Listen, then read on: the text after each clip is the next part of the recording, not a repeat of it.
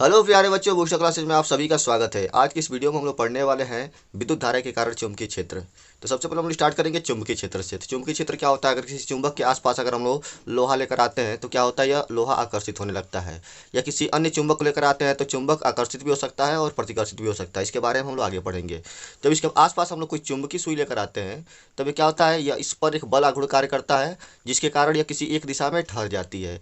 तो हम यह समझ सकते हैं कि किसी भी चुंबक के आसपास एक ऐसा क्षेत्र होता है जिसमें चुंबकीय सुई प्रभावित होती है, लोहा आकर्षित होता है या अन्य चुंबक आकर्षित भी हो सकता है और प्रतिकर्षित भी हो सकता है। इसी क्षेत्र को हम लोग बोलते हैं चुंबकीय क्षेत्र। इसको हम लोग क्या बोलते हैं? चुंबकीय क्षेत्र बोलते हैं। अगर परिभाषा बताना हो तो क्या बोलेंगे कि किसी चुंबक के परितः वह क्षेत्र जिसमें किसी चुंबकीय सुई पर एक बल आघूर्ण कार्य करता है। बल आघूर्ण क्या है? बल आघूर्ण क्या करता है? किसी भी वस्तु को घुमाता है, यानी एंटी क्लॉकवाइज या क्लॉकवाइज दिशा में इसको घुमाने का प्रयास करेगा या घुमाएगा। तो जब हम लोग क्या करते हैं, जब यहाँ पर चुंबकीय सुई लेकर आते हैं, किसी कंपास को लेकर आते हैं चुंबक के आसपास, तो क्या होगा, वह किसी एक निश्चित दिशा में घूमकर ठहर जाती है। वैसे तो अगर किसी चुंबक के पास नहीं रहती है, अगर किसी चुंबक के पास नहीं लेकर जाते हैं तो क्या होगा, या उत्तर दक्षिण दिशा में ठहरती है चुंबकीय सुई जो कंपास होता है। लेकिन जब किसी चुंबक के आसपास लेकर जाते हैं तो ये चुंबकीय सुई घूम जाती है और किसी एक निश्चित दिशा में ठहर जाती है। किस दिशा में ठहरेगी यह इस बात पर निर्भर करता है कि चुंबक के सापेक्ष उसका पोजीशन क्या है, उसकी स्थिति क्या है। हो गया क्लियर? जिसके आधार पर परिभाषा में क्या बोला गया है कि किसी चुंबक के परितः वह क्षेत्र जिसमें किसी चुंबकीय सुई पर एक बल आघूर्ण आरोपित होता है, जिसके कारण वह घूमकर एक निश्चित दिशा में ठहरती है, चुंबकीय क्षेत्र कहलाता है। हो गया क्लियर? तो चुंबकीय क्षेत्र ज्ञात करने के लिए क्या करते हैं, किसी भी क्षेत्र में अगर हम लोग चुंबकीय सुई लेकर जा रहे हैं, कंपास लेकर जा रहे हैं और उस पर अगर कोई बल आघूर्ण कार्य कर रहा है तो यह घूमेगा और घूमने के बाद एक निश्चित दिशा में जाके ठहर जाएगा। तो जब ऐसा होता है तो इसका मतलब हम लोग ये समझ लेते हैं कि यहाँ पर कोई चुंबकीय क्षेत्र है। हो गया क्लियर? चलिए आगे बढ़ते हैं। अब हम लोग आगे पढ़ेंगे चुंबकीय क्षेत्र की तीव्रता। अभी तो हम लोग ये देखे हैं कि किसी बिंदु पर चुंबकीय क्षेत्र की उपस्थिति कैसे ज्ञात कर सकते हैं। अब चुंबकीय क्षेत्र की तीव्रता कितनी है यह ज्ञात करने के लिए हम लोग क्या करेंगे, सबसे पहले हम लोग यहाँ पर एक फार्मूला लिख रहे हैं। बी बराबर अगर हम लोग को ज्ञात करना है तो यह देखेंगे कि यहाँ पर हम लोग लिखेंगे यल और यहाँ पर लिखेंगे आई। यानी बी का मान ज्ञात करना हो तो यफ में यल और आई से भाग देना है। यल क्या है? यल धारावाही चालक की लंबाई है। आई क्या है? उसमें प्रवाही धारा का मान है। और एफ क्या है? उस पर लगने वाला बल है। अभी तक हम लोग क्या देखे थे कि किसी चुंबक के आसपास हम लोग लोहा लेकर जाते हैं तो उस पर आकर्षण बल कार्य करता है। किसी चुंबक को लेकर जाते हैं तो आकर्षण बल भी कार्य कर सकता है और प्रतिकर्षण बल भी कार्य कर सकता है। जब किसी चुंबकीय सुई को लेकर जाते हैं तो उस पर क्या होता है, एक बल आघूर्ण आरोपित होता है। लेकिन अगर हम लोग किसी चालक में धारा प्रवाहित करते हैं, यहाँ पर मान लीजिए कोई चालक है जिसमें धारा प्रवाहित हो रही है, तो जब इसमें धारा प्रवाहित करते हैं तो इस धारावाही चालक पर एक बल कार्य करता है। इस पर एक बल कार्य करेगा, वह बल का मान लीजिए यहाँ पर यफ है और जो चालक की लंबाई है वह मान लीजिए यल है और इसमें प्रवाहित धारा का मान आई है। तो एकांक लंबाई पर और एकांक धारा प्रवाहित करने पर जितना भी बल कार्य करेगा उसी को हम लोग बोलते हैं चुंबकीय क्षेत्र की तीव्रता। पूरा परिभाषा अगर पढ़ा जाए तो क्या होगा, किसी स्थान पर चुंबकीय क्षेत्र के लंबवत रखें, यहाँ पर चुंबकीय क्षेत्र के लंबवत ही रखना पड़ता है। चुंबकीय क्षेत्र के लंबवत रखे एकांक लंबाई के तार में एकांक धारा प्रवाहित करने पर, एकांक लंबाई के तार में एकांक धारा प्रवाहित करने पर तार पर कार्यरत बल उस स्थान पर चुंबकीय क्षेत्र की तीव्रता कहलाती है। यानी एकांक लंबाई के चालक पर या तार पर अगर उसमें हम लोग एकांक धारा प्रवाहित करते हैं तो जो भी बल कार्य करेगा वही चुंबकीय क्षेत्र की तीव्रता के बराबर होगा। और यह एक सदिश राशि है, यानी जो चुंबकीय क्षेत्र की तीव्रता होती है वह एक सदिश राशि है। इसकी दिशा ज्ञात करने के लिए हम लोग आगे नियम पढ़ेंगे कि किस दिशा में बल लगेगा, किस दिशा में धारा प्रवाहित होगी तो किस दिशा में चुंबकीय क्षेत्र की तीव्रता होगी। हो गया क्लियर? चलिए आगे बढ़ते हैं। हाँ, इसका मात्रक और बीमा ज्ञात करना हो तो सबसे पहले यहाँ पर हम लोग मात्रक ही ज्ञात करेंगे। बीमा तो वैसे भी ज्ञात किया जा सकता है, तो हम लोग मात्रक ज्ञात करेंगे। मात्रक ज्ञात करने के लिए यहाँ पर लिखेंगे बी का मात्रक बराबर हो जाएगा, बी का मात्रक बराबर एफ का मात्रक और अपान हो जाएगा यह यल का मात्रक और इंटू आई का मात्रक। अब यहाँ से अगर मात्रक लिखना हो तो क्या लिखेंगे, न्यूटन प्रति मीटर एम्पियर। क्या होगा, न्यूटन प्रति मीटर एम्पियर इसका मात्रक हो जाएगा। ये एक और मात्रक इसका होता है, उसको हम लोग क्या बोलते हैं, टेस्ला बोलते हैं। एक और मात्रक क्या है इसका, टेस्ला है। यानी न्यूटन प्रति मीटर एम्पियर को ही हम लोग टेस्ला बोल सकते हैं। या एक और मात्रक है, एक और मात्रक क्या है, वेबर प्रति मीटर स्क्वायर। यानी यहाँ पर हम लोग जो विद्युत क्षेत्र की, जो चुंबकीय क्षेत्र की तीव्रता है उसका 3 मात्रक देख चुके हैं। ये क्या था, न्यूटन प्रति मीटर एम्पियर, दूसरा क्या है टेस्ला है और तीसरा क्या है तीसरा है वेबर प्रति मीटर स्क्वायर। क्या है? वेबर प्रति मीटर स्क्वायर। यह कैसे प्राप्त होता है? यह हम लोग जब चुंबकीय फ्लक्स पढ़ लेंगे तब इसको समझेंगे कि वेबर प्रति मीटर स्क्वायर कैसे प्राप्त होता है। हो गया क्लियर? चलिए आगे बढ़ते हैं। उसके बाद से गतिमान आवेश के कारण चुंबकीय क्षेत्र की उत्पत्ति, ओस्टेट का प्रयोग। अभी तक हम लोग क्या देख रहे थे कि कोई प्राकृतिक चुंबक हो तो उसी के आसपास चुंबकीय क्षेत्र उत्पन्न हो सकता है, लेकिन ओस्टेट ने यह सिद्ध किया कि जब भी आवेश गतिमान होता है तो उसके आसपास चुंबकीय क्षेत्र की तीव्रता उत्पन्न हो जाती है, यानी चुंबकीय क्षेत्र उत्पन्न हो जाता है। इस प्रयोग को हम इस फिगर में समझ सकते हैं। सबसे पहले यहाँ पर जो पहला फिगर दिख रहा है, इसमें क्या है? कंपास सुई है। यहाँ पर ये कंपास है कोई, और इसमें जो तार है इसमें कोई धारा प्रवाहित नहीं हो रही है।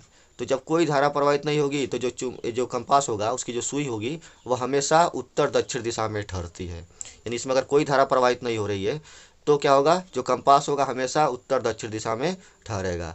लेकिन जब इस तार में हम लोग धारा प्रवाहित करने लगते हैं, यहाँ पर जब कुंजी को बंद करते हैं और इसमें जब धारा प्रवाहित करते हैं तो जो कंपास की सुई होती है उस पर बल आघूर्ण कार्य करता है और इसको घुमाकर एक निश्चित दिशा में ठहरा देता है। यानी जो पहले स्थिति थी उससे हट के किसी अन्य स्थिति में यह चुंबकीय सुई ठहरेगी। हो गया क्लियर? अब धारा की दिशा को अगर बदल दिया जाए, जैसे इसमें इधर से धारा प्रवाहित हो रही थी एंटी क्लॉकवाइज और इसमें धारा प्रवाहित हो रही है क्लॉकवाइज, तो जब हम लोग धारा की दिशा को परिवर्तित करते हैं तो जो चुंबकीय सुई के ठहरने की दिशा होती है वो भी परिवर्तित हो जाती है। तो इस प्रयोग द्वारा हम लोग यह समझ सकते हैं कि किसी भी धारावाही चालक के आसपास चुंबकीय क्षेत्र होता है। यानी किसी भी प्रकार से अगर आवेश गतिमान है, क्योंकि हम लोग जानते हैं कि जब तार में धारा प्रवाहित होती है तो उसमें आवेश प्रवाहित होता है, यानी उसमें आवेश गति करता है। तो जब आवेश गति करेगा तो उसके आसपास चुंबकीय क्षेत्र उत्पन्न होगा। हो गया क्लियर? चलिए आगे बढ़ते हैं। अब हम लोग पढ़ेंगे चुंबकीय बल रेखाएं। तो जैसे विद्युत बल रेखाएं पढ़े थे उसी तरह से हम लोग चुंबकीय बल रेखाएं भी पढ़ेंगे। इसमें क्या बोला जा रहा है कि किसी चुंबकीय क्षेत्र में चुंबकीय बल रेखाएं वे काल्पनिक रेखाएं हैं जो उस स्थान में चुंबकीय क्षेत्र की दिशा को अविरत प्रदर्शित करते हैं। तो यहाँ पर हम यह समझ सकते हैं, सबसे पहले तो जो चुंबकीय बल रेखाएं होती हैं वो वास्तविक नहीं होती हैं, दिखती नहीं है, होती ही नहीं है, बस हम लोग समझने के लिए, चुंबकीय क्षेत्र को समझने के लिए कल्पना करते हैं। तो ये बल रेखाएं क्या है? काल्पनिक हैं। उसके बाद यह चुंबकीय क्षेत्र की दिशा का अविरत प्रदर्शन करती हैं। यानी यहाँ पर अगर हम लोग को इस बिंदु पर चुंबकीय क्षेत्र ज्ञात करना हो तो हम यह समझ सकते हैं इस बल रेखा को देखकर कि चुंबकीय क्षेत्र की दिशा किधर होगी। हो गया?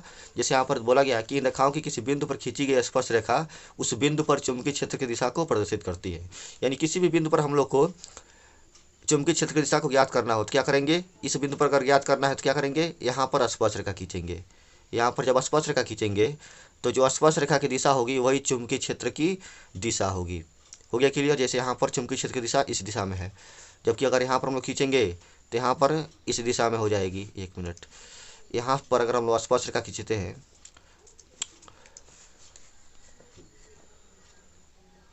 यहाँ पर जब खींचेंगे तब क्या होगा? यहाँ इस बिंदु पर जो चुंबकीय क्षेत्र की दिशा है वह इधर है, इस बिंदु पर इधर है। इसी तरह से हम लोग किसी भी बिंदु पर अगर हम लोग स्पर्श रेखा खींचते हैं तो चुंबकीय क्षेत्र की दिशा को आसानी से ज्ञात कर सकते हैं। हो गया क्लियर? हाँ, यहाँ पर एक शब्द है अविरत प्रदर्शित करती हैं। इसका मतलब क्या हुआ कि कभी बल रेखाएं टूटती नहीं है, किसी भी बिंदु पर ये टूटेंगी नहीं, ये सतत होंगी, अविरत होंगी। हो गया क्लियर? चलिए आगे बढ़ते हैं। अब हम लोग पढ़ेंगे चुंबकीय बल रेखाओं के गुणधर्म।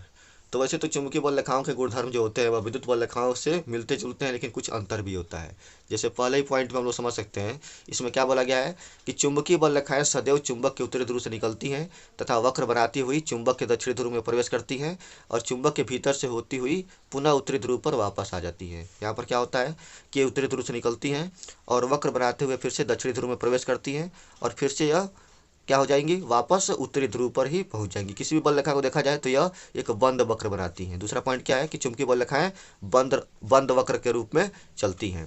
मतलब जैसे हम लोग उसमें देखे थे विद्युत बल रेखाओं में, यहाँ पर अगर प्लस हो और यहाँ पर माइनस हो तो क्या होता है कि चुंबकीय बल रेखाएं प्लस से प्रारंभ होकर माइनस पर समाप्त हो जाती हैं, लेकिन ये बल रेखाएं जो होती हैं वो कभी समाप्त नहीं होती, एक बंद वक्र बनाती हैं। यानी जहाँ से निकली हुई होती है वहीं पर आकर फिर से मिल जाती हैं। हो गया क्लियर?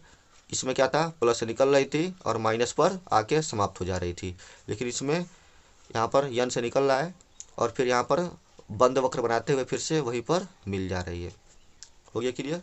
चलिए 2 पॉइंट हो गया। पहला पॉइंट क्या था कि चुंबकीय बल रेखाएं सदैव चुंबक के उत्तरी ध्रुव से निकलती हैं तथा वक्र बनाती हुई चुंबक के दक्षिणी ध्रुव में प्रवेश करती हैं और चुंबक के भीतर से होती हुई पुनः उत्तरी ध्रुव पर वापस आ जाती हैं। दूसरे पॉइंट में है कि ये चुंबकीय बल रेखाएं बंद वक्र के रूप में चलती है। तो मेन अंतर यही है विद्युत बल रेखाओं में कि जो विद्युत बल रेखाएं होती है बंद वक्र नहीं बनाती हैं, जबकि चुंबकीय बल रेखाएं बंद वक्र बनाती हैं।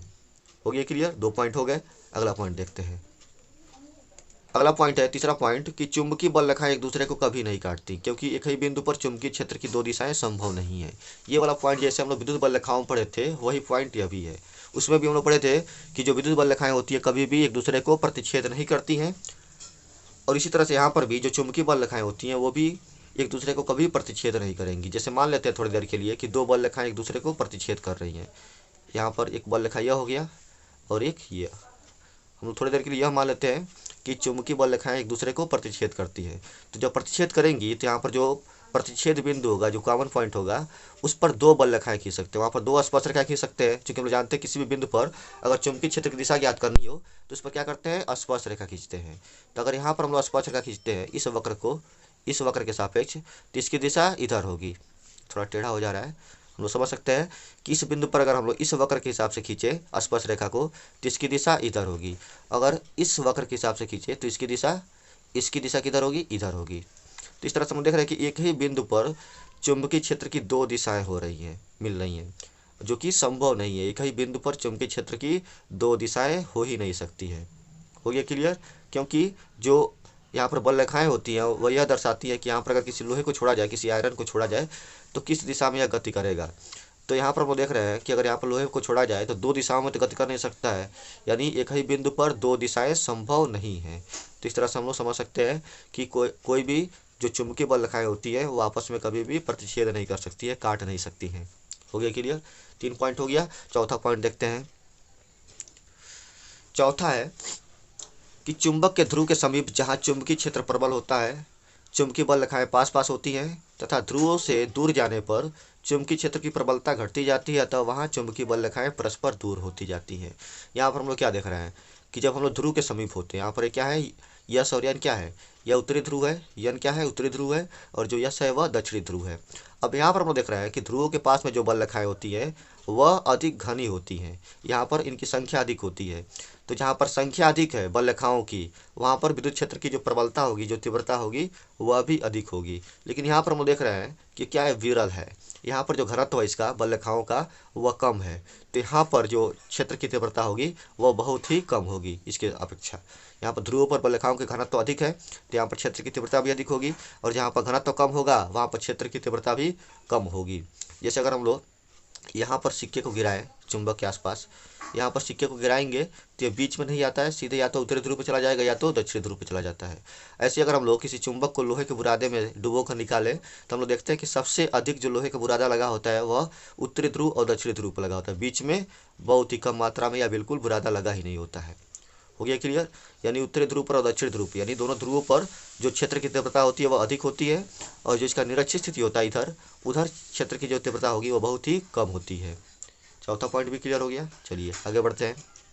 अगला है कि एक समान चुंबकीय क्षेत्र में बल रेखाएं परस्पर समांतर व बराबर दूरियों पर होती हैं, यानी जहाँ पर चुंबकीय क्षेत्र की तीव्रता एक समान होगी वहाँ पर जो बल रेखाएं होंगी वो समांतर भी होंगी और बराबर दूरियों पर होंगी। अगर ऐसी बल रेखाएं दिख रही है तो इसका मतलब क्या हुआ कि वहाँ पर चुंबकीय की तीव्रता है वह एक समान है। हो गया क्लियर? मतलब अगर बल रेखाएं समांतर भी है और समान दूरी पर भी स्थित है तो इसका मतलब होता है कि वहाँ पर एक समान चुंबकीय क्षेत्र है। और जहाँ पर ये असमांतर होती हैं, जैसे यहाँ पर असमांतर है, तो यहाँ पर इसका मतलब क्या हुआ कि यहाँ पर जो विद्युत क्षेत्र है, जो चुंबकीय क्षेत्र है वह एक समान नहीं है, असमान है। चलिए अगला पॉइंट देखते हैं। अगला पॉइंट है बायो सावर्ट का नियम। यही सबसे मेन नियम है, इसको हम लोग मानेंगे वेरी वेरी इंपॉर्टेंट, इसको जानना बहुत ज़रूरी है।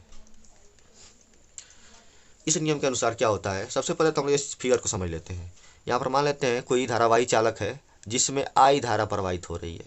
कितनी धारा है? आई धारा प्रवाहित हो रही है। और यहाँ पर जो बिंदु P है उस पर हम लोग को चुंबकीय क्षेत्र की तीव्रता ज्ञात करनी है। तो मान लेते हैं कि यहाँ पर कोई अल्पखंड है DL। अल्पखंड कितना है? DL है।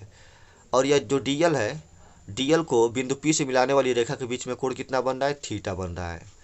तो जो चुंबकीय क्षेत्र की तीव्रता होगी इस अल्पखंड के कारण वह प्रोपोर्शनल टू होता है dB प्रोपोर्शनल टू हो जाता है I के। यानी धारावाही चालक में जितना ही धारा प्रवाहित हो रही होगी उतना ही चुंबकीय क्षेत्र की तीव्रता भी अधिक होगी। यहाँ पर चूंकि हम लोग DL के कारण चुंबकीय क्षेत्र की तीव्रता ज्ञात कर रहे हैं, इसलिए यहाँ पर हम लोग B न लिख कर क्या लिखेंगे, dB लिखेंगे। या एक नियम और है, एक पॉइंट हो गया ये, यानी यहाँ पर जो B का मान होगा यहाँ पर वह निर्भर करेगा किस पर, चालक में प्रवाहित धारा पर। यानी जितना ही धारा का मान अधिक होगा उतना ही जो चुंबकीय क्षेत्र की तीव्रता होगी वह भी अधिक होगी। दूसरा पॉइंट हम लोग क्या समझेंगे कि यहाँ पर जो dB होता है वह अनुक्रमानुपाती होता है DL के।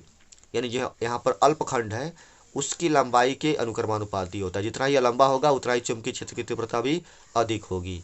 तीसरा पॉइंट है कि जो dB होगा वह व्युत्क्रमानुपाती होगा 1 मतलब R के।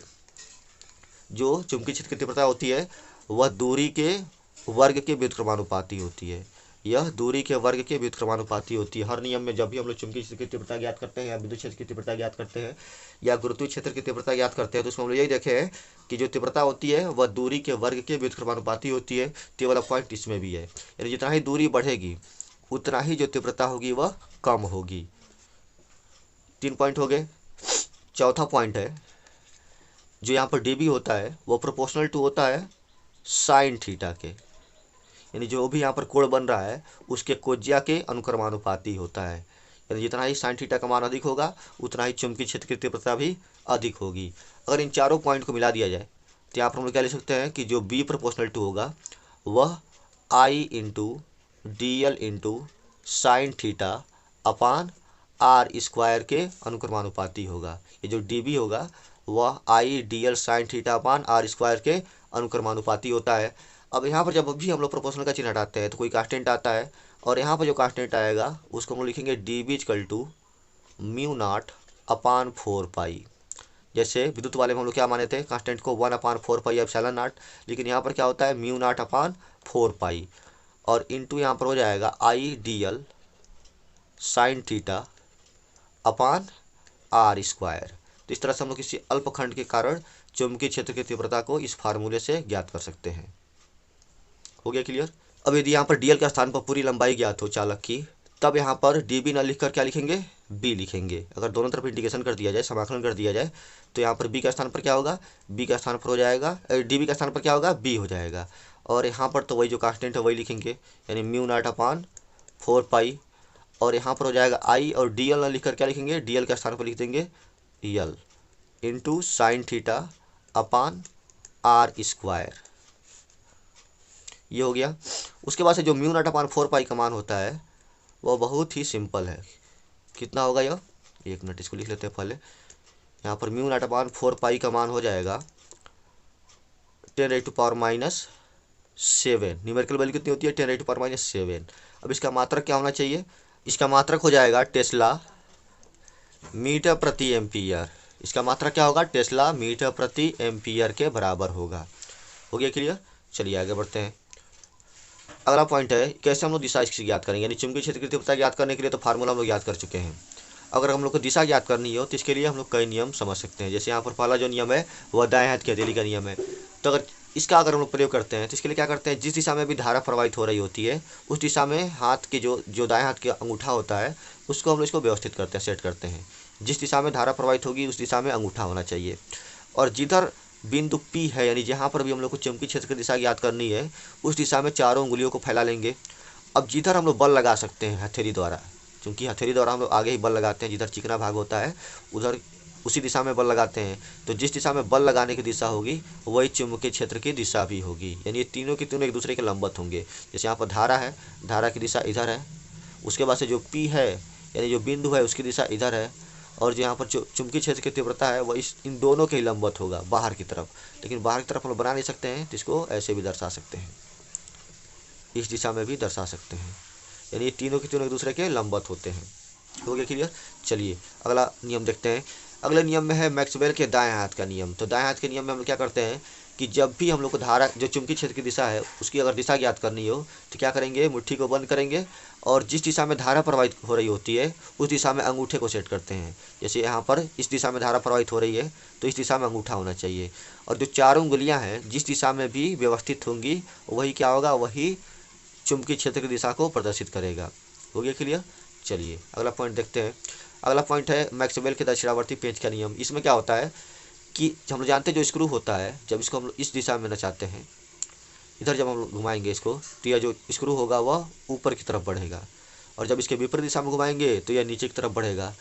तो जिस दिशा में भी धारा प्रवाहित हो रही होती है, जैसे यहाँ पर कोई चालक है और इसमें इधर धारा प्रवाहित हो रही है, तो क्या करेंगे, स्क्रू को कसने के लिए यानी इस दिशा में आगे बढ़ाने के लिए किधर घुमाना पड़ेगा, तो इसको इधर घुमाना पड़ेगा। तो जब इधर घुमाएंगे तो अंगूठा जिस दिशा में घूमेगा वही दिशा चुंबकीय क्षेत्र की दिशा को प्रदर्शित करेगी। जैसे यहाँ पर हम लोग जिस दिशा में यह अंगूठा घूम रहा है, ये वाला, वही क्या होगी, चुंबकीय क्षेत्र की दिशा को प्रदर्शित करेगी। जैसे इस बिंदु पर अगर बात करें तो यह बाहर से अंदर की तरफ जा रहा है, यानी यहाँ पर जो चुंबकीय क्षेत्र की दिशा होगी वो अंदर की तरफ होगी। लेकिन यहाँ पर हम देख रहे हैं कि जब यह घूमते हुए आएगा तो यह बाहर की तरफ निकल रहा है, तो यहाँ पर जो चुंबकीय क्षेत्र की दिशा होगी वह बाहर की तरफ होगी, बाहर की तरफ निकलेगी और इसमें अंदर की तरफ प्रवेश करेगी। एक बात और है, जब भी क्षेत्र की दिशा कागज के तल के लंबवत होता है और वह अंदर की तरफ अगर हो, लंबवत भी हो और क्या हो, अंदर की तरफ हो, तो क्या करेंगे, इसको हम लोग एक सर्कल में क्रॉस चिन्ह से प्रदर्शित करेंगे। कैसे प्रदर्शित करेंगे, क्रॉस चिन्ह से। यानी अगर कोई भी क्षेत्र की दिशा अंदर की तरफ जा रही है तो क्या होगा, यह क्रॉस में होगा, और जब यह बाहर की तरफ निकल रही होगी तो हम लोग सर्कल में ही एक डॉट का प्रयोग करते हैं।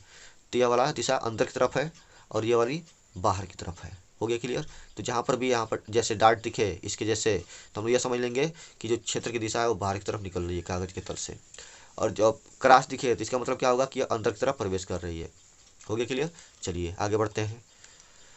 आगे एक न्यूमेरिकल दिया गया, इसको सॉल्व कर लिया जाए। जैसे यहाँ पर कह रहा है कि एक धाराखंड जिसकी लंबाई 1 सेंटीमीटर है तथा उसमें धारा 16 एम्पियर है, मूल बिंदु पर x अक्ष के अनुदिश रखा गया है। इसके कारण y अक्ष पर मूल बिंदु के 0.8 मीटर की दूरी पर चुंबकीय क्षेत्र की तीव्रता कितना होगा। तो यहाँ पर क्या करेंगे, सबसे पहले जो भी आंकड़ा लिखा गया है, दिया गया है, उसको लिख लेंगे। जैसे यहाँ पर जो यल का मान है वो कितना है, यह है 1 सेंटीमीटर के बराबर, और 1 सेंटीमीटर को हम लिख सकते हैं 10⁻⁻² मीटर के बराबर इसको लिखा जा सकता है। ये हो गया। उसके बाद से जो धारा का मान है यानी जो आई का मान है वह 16 एम्पियर के बराबर है, यह 16 एम्पियर के बराबर है। उसके बाद से जो यहाँ पर दूरी दी गई है वो कितनी है, दूरी है यहाँ पर आर का जो मान है वह 0.8 मीटर के बराबर है। कितना है, आर बराबर 0.8 मीटर है। अब यहाँ पर अगर हम लोग थीटा की बात करें, यदि यहाँ पर हम लोग थीटा की बात करें तो यहाँ पर जो थीटा का मान होगा वो किसके बराबर होगा, इसको यहाँ पर समझ लिया जाए। जैसे हम लोग देख रहे हैं कि जो धारा की दिशा है वह x अक्ष के अनुदिश है, यह जो चालक है वह x अक्ष के अनुदिश रखा गया है, और उसके बाद से जो बिंदु है वह y अक्ष पर स्थित है, वो भी कितनी दूरी पर, 0.8 मीटर की दूरी पर। तो यहाँ पर बिंदु स्थित है कितनी दूरी पर, 0.8 मीटर की दूरी पर। तो इस तरह से हम देख रहे हैं कि जो धारा की दिशा है और बिंदु को इसके अल्पखंड से मिलाने वाली जो दिशा है उसके बीच का जो कोण है वह 90 अंश के बराबर है, एक दूसरे के लंबवत हैं।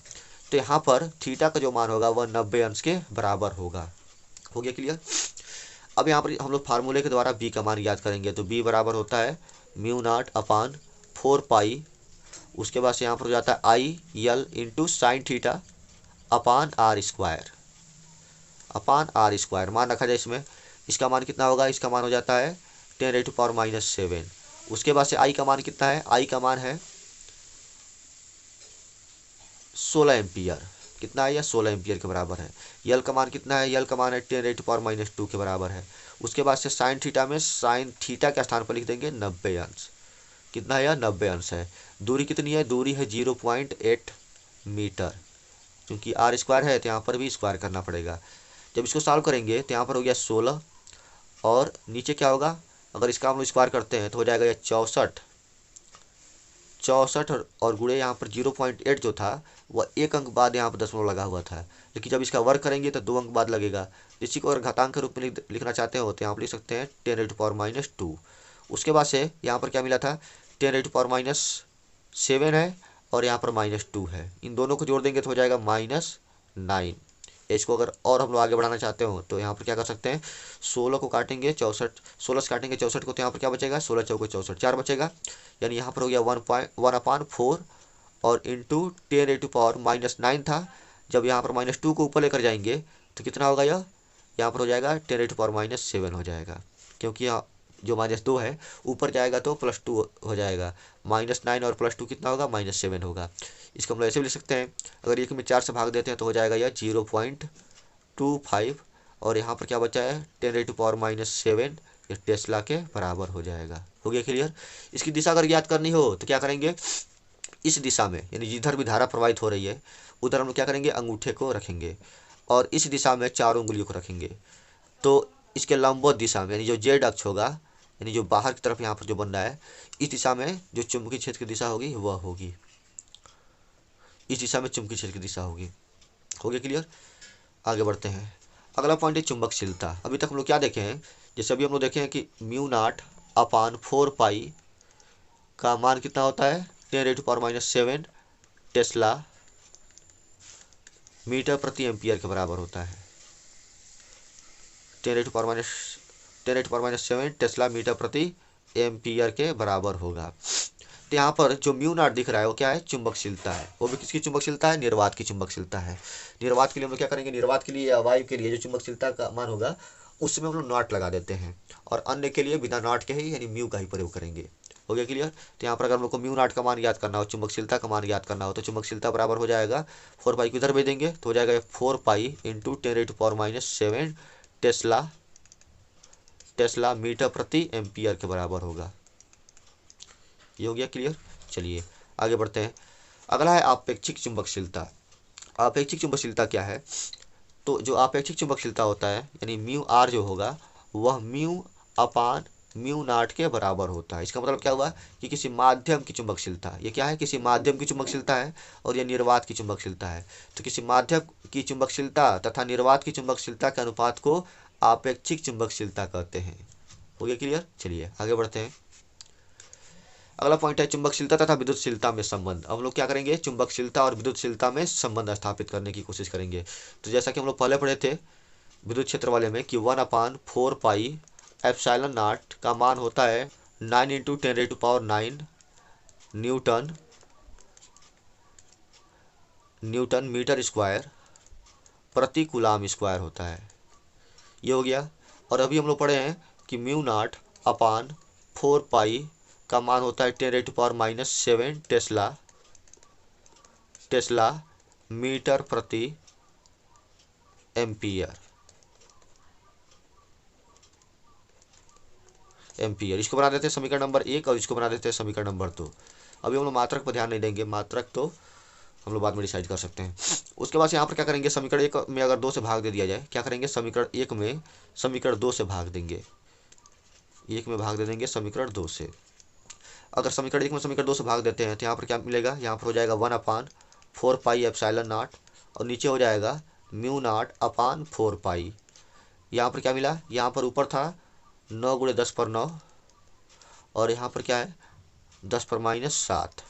इसको जब सॉल्व करेंगे तो 4π से 4π कैंसिल हो गया और ε0 सड़क के नीचे आ जाएगा तो हो जाएगा यह 1/ε0 × μ0 इक्वल टू यहाँ पर क्या मिला है, यहाँ पर हो जाएगा 9 × 10⁻9 और जब यह -7 को ऊपर लेकर जाएंगे तो ये हो जाएगा +7। या लिख सकते हैं 1/ε0 × μ0 इक्वल टू 3 × या इसको ऐसे लिखा जाए पहले, ये हो जाएगा 9 × 10 पर कितना हो जाएगा, यह 10 पर हो जाएगा 16।